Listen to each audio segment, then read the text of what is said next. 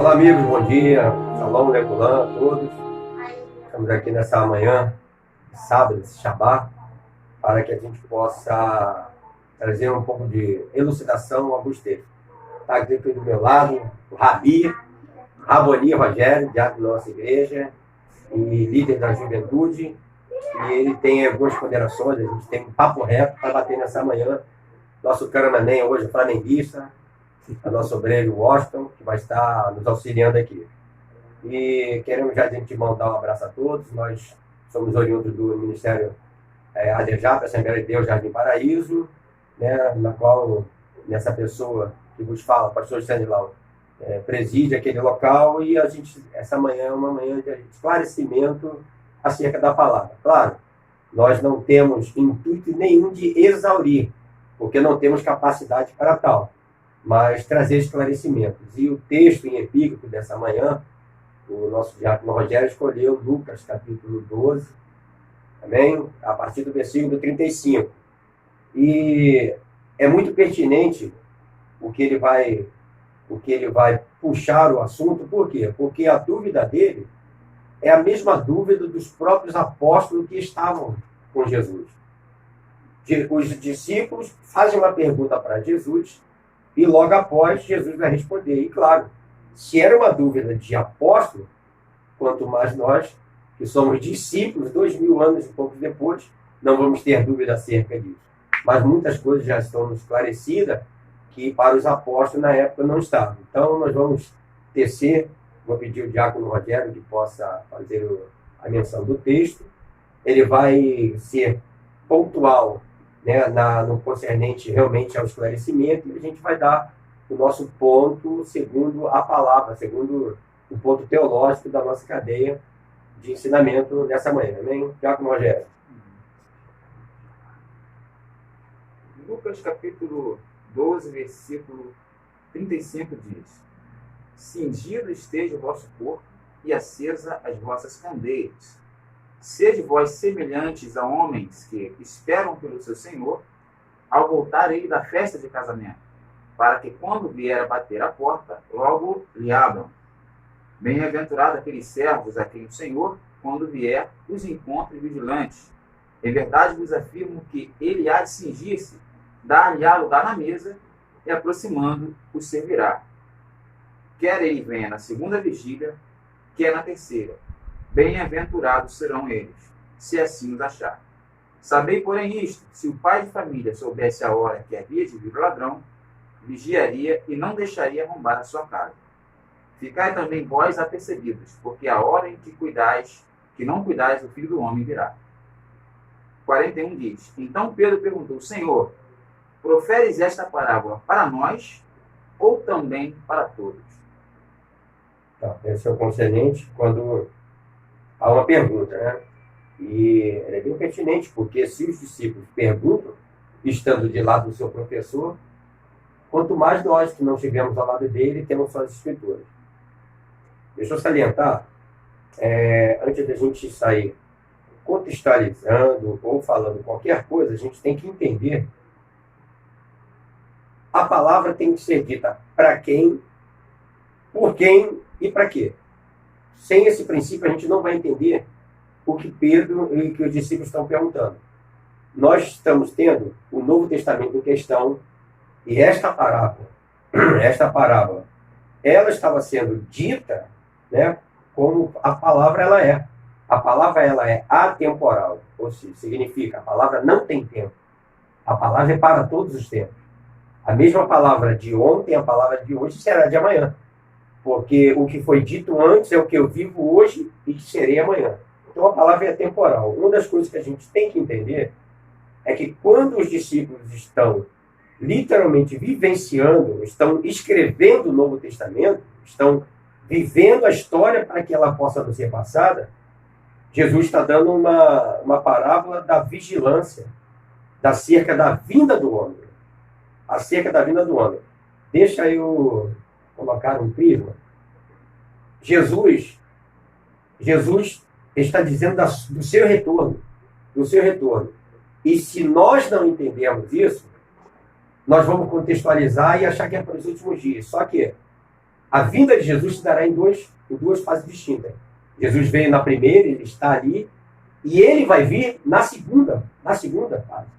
A palavra é atemporal. A palavra era para os discípulos, como também para os últimos dias. Porque vale salientar que quem está falando está vivo e vai morrer em pouco tempo. E se ele vai morrer e disse que ressurgiria, que haveria ressurreição, ele iria voltar. Para os discípulos, era naquele momento. Profeticamente, para a igreja, é dos últimos dias. Então, quando os discípulos perguntam, Senhor, essa palavra é para nós ou é para os últimos dias? Você vai perceber logo depois que Jesus vai explicar a necessidade da vigilância e não da época da vigilância. Ele só vai atentar, seja qual for o tempo, estejais, pois, vigilantes. E se a gente perceber, os discípulos, pouco tempo depois, eles ficariam dispersos, Jesus morreria, esses 3 dias abandonaria literalmente a terra, a presença deles, e como é que Jesus encontra quando ele volta? Como Jesus encontra os seus discípulos quando eles estão? Como é que ele encontra Pedro na praia? Quando ele encontra Pedro, encontra os outros discípulos, eles são pegos de surpresa. Eles olham Jesus e, Senhor, longe de mim, porque eles encontram Jesus pouco tempo depois de uma palavra que foi dita para aquele tempo. Então, preste bem atenção que a concernente dessa palavra, acerca da vigilância, que essa palavra é uma palavra apocalíptica, ela é uma palavra para os últimos dias. Porém, o Apocalipse nada mais é que o agora. Porque o que eu vivo agora é o que eu serei no Apocalipse. Então, Jesus está falando, seja para agora ou seja para depois. A palavra é vigilância, sede vós vigilantes. Porque quando vier o Filho do Homem, quando ele fala do tempo do fim, eles não estão pensando que Jesus daqui a poucos dias vai morrer e vai deixar eles por 3 dias e vai experimentá-lo. E aí? Eu mal deixei a casa com vocês, para vocês tomarem conta, vocês já pararam? Eu mal deixei quando os discípulos do caminho de Emaús, eles estão vindo, caminhando, chega alguém, fala com eles, seu coração acende e ele diz, você sentiu alguma coisa quando a gente ia? Porque eles estavam no caminho e Jesus se apresenta para eles, eles nem percebem aquela presença. Então, para a gente encerrar esse primeiro bloco, essa palavra é uma palavra temporal, ela é uma palavra para todos os tempos. Por quê? Porque estava nascendo o projeto da igreja ali, e a igreja está em vigência quando começou a ser pregado o evangelho até o arrebatamento. Esse tempo é um tempo só. Esse tempo é o tempo da graça. Ele não tem, esse tempo ele não passa além e nem depois. Ele é um tempo. É o tempo da palavra, o tempo é agora. O tempo da vigilância não quer dizer o Kairos, né, ou Cronos. Esse tempo é o tempo de Deus. É o tempo que ele falou assim, ó, eu paro o meu tempo para que o tempo de vocês sejam prolongados na face da terra. Então, quando Jesus está dando esse primeiro prólogo, essa primeira palavra, ele só quer fazer os discípulos entender. Olha só, eu falo para eles, mas também falo para vocês. Porque os primeiros a experimentar a vigilância teriam seus discípulos. Porque eles teriam 2 tempos de espera. Uma, da ressurreição do homem. Segunda, do tempo da plenitude do Espírito Santo. Eles teriam que ter a paciência e a vigilância para que pudesse fechar essa livro. Deu para entender? Fecha esse prólogo para a gente. Daqui a um instante nós voltaremos com mais um segundo prólogo. Isso aqui foi só a introdução a isso que vai dar um tema muito global. E nós esperamos você. Lembrando, toda quarta-feira, às 19 horas, seminário ADJAP. São 14 meses para a formação de um bom obreiro. Deus abençoe. Shalom Legolam.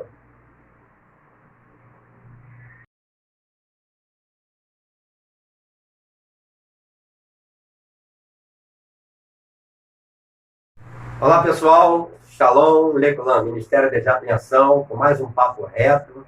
Aproveitando, inscreva-se no nosso canal aí, Ministério Shofar, onde estaremos aí tanto trazendo vídeos de ministrações, né, ministrações musicais, mas também trazendo sempre uma palavra. Estamos aqui na segunda parte, no nosso papo reto, está aqui o Rabi, o Raboni, Diácono Rogério, vai estar trazendo essa segunda parte aí, mais uma elucidação. A primeira parte falando da atemporização da palavra. Os discípulos perguntaram se aquela palavra que estava sendo dita em Lucas era para eles, que eram discípulos, ou se era para o tempo do fim. E nós mostramos a temporalidade da palavra e agora vamos tentar discorrer em cima da resposta de Jesus e contextualizando aí o conceito conceito de como é que dá o nome? Né? Estamos falando da mordomia, o conceito da mordomia em si. Desculpa aí, às vezes dá um branco. Bem, vamos lá, Rogério. Vamos ler a partir do versículo de número 43. Lucas 12, versículo 43. Bem-aventurado aquele servo a quem o seu senhor, quando vier, achar fazendo assim. Achar fazendo assim. Assim. Então ele já, né, contextualizando em interpretação textual, ele vai explicar, né, bem-aventurado o servo quando aquele senhor ser achado assim. A partir de então, ele está respondendo literalmente ao que os discípulos tinham dúvida. Verdadeiramente, vos digo que lhe confiará todos os seus bens.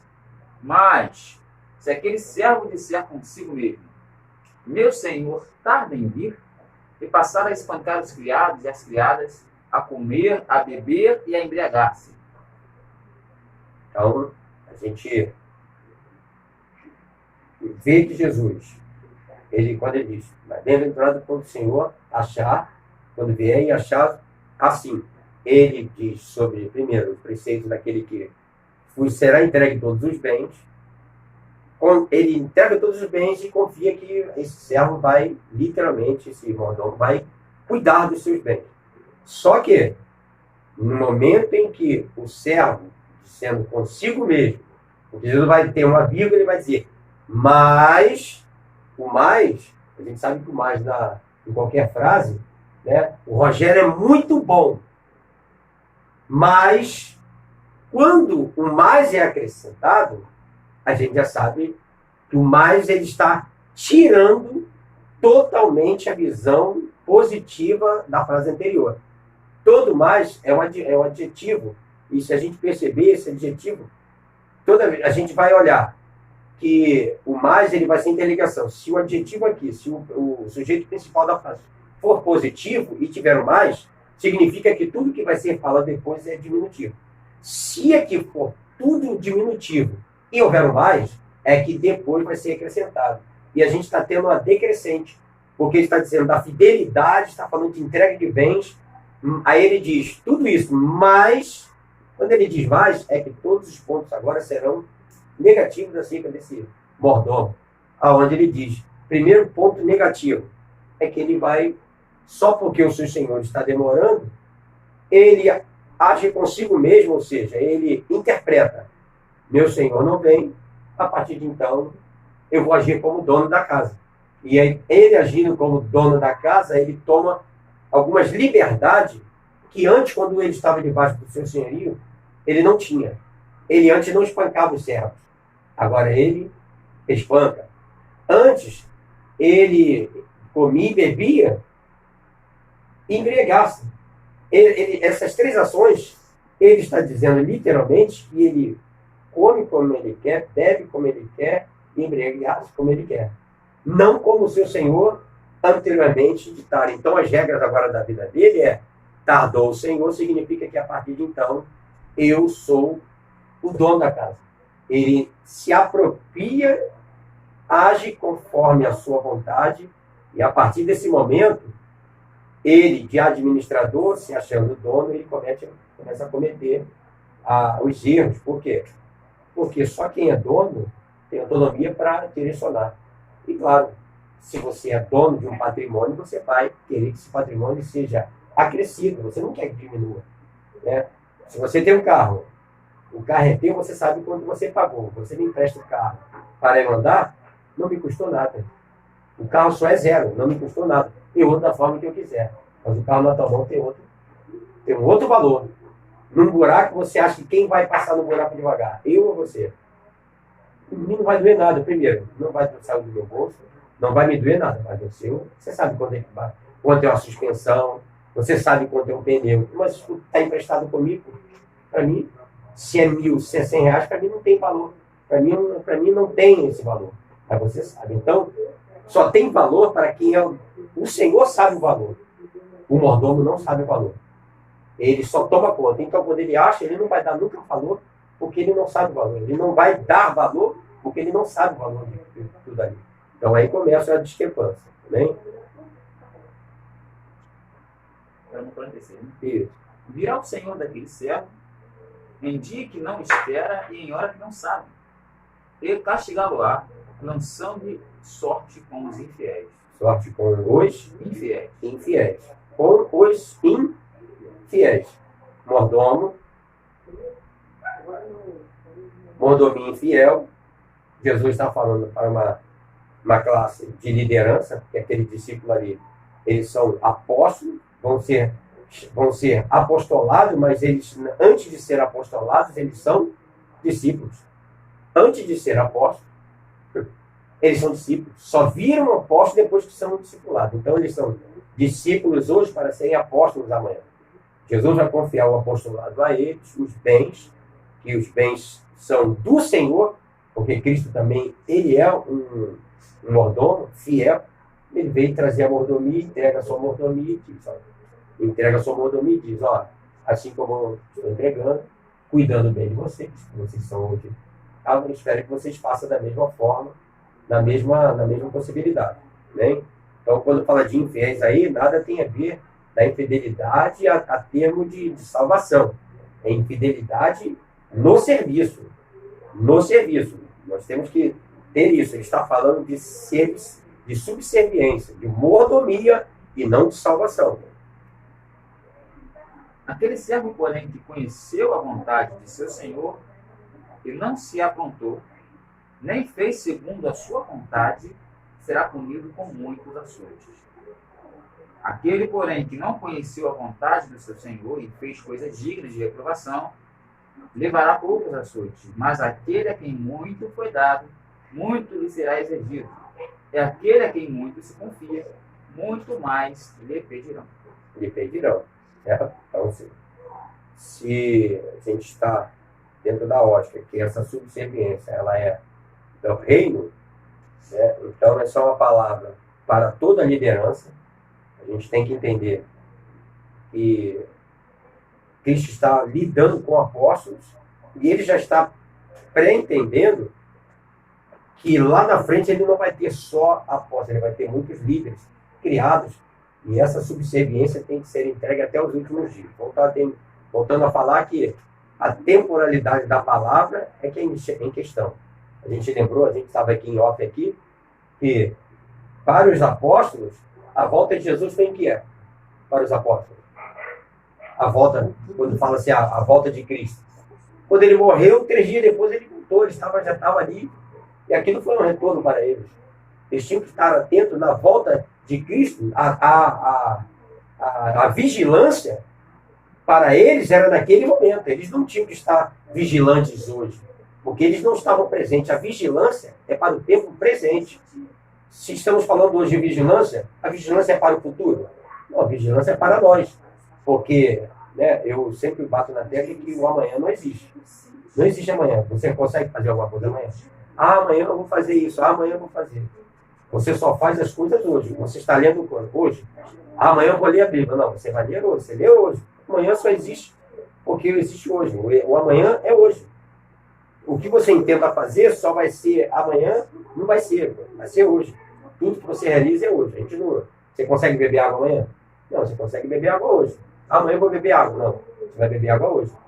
Então, essa palavra, para os discípulos, a vigilância era naquele tempo. Eles tinham que estar atentos ali. Se eles não tivessem atentos ali naquele tempo, o próprio Cristo falou, ó, em 3 dias, eu derrubarei esse templo e requerei. Em 3 dias eu vou derrubar isso tudo e vocês vão ver. Eles tinham que estar vigilantes porque a ressurreição aconteceria no tempo deles, na época deles, E eles viveriam aquilo que a gente espera para a vida eterna. Então a vigilância foi mostrada que essa palavra era tanto para eles, que eles tomassem conta do legado que Cristo deixaria para eles, porque Cristo deixou uma palavra ao coração deles. Veja essas obras, vocês farão obras maiores. Vocês farão obras maiores. E como é que a gente pode entender que nós faríamos obras maiores? A igreja. Obras maiores. Maiores, sim. Em propensão, nosso ministério seria maior que Jesus. Jesus teve 3 anos e meio de ministério. Quantos anos tem o teu ministério? Você tem mais ministério que Jesus. De crente, esse já tem uns 10 anos já. Então, ministério, muitos ministérios. Então, a nossa subsequência tem que estar baseada em cima disso, uma vigilância. Não importa o tempo. Vovó já falava que Jesus ia voltar.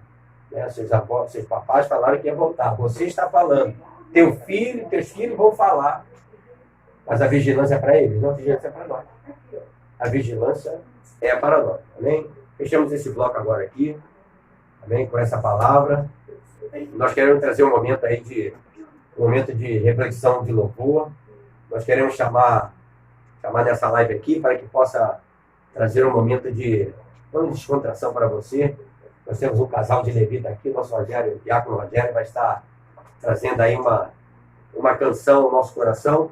Eu gostaria de dar oportunidade para a levita Keila, também diaconisa Keila, que vai estar louvando ao Senhor. Vamos estar fechando aí. Mais uma vez, beijo ao teu coração, shalom, leculã. Deus abençoe, em nome de Jesus. Alô, galera do YouTube, nós somos os Ministérios de Louvor Shofar. Vamos estar compartilhando com você um momento de adoração, um momento de louvor ao Senhor. Você vai deixando o seu like, vai se inscrever no nosso canal, tá ok?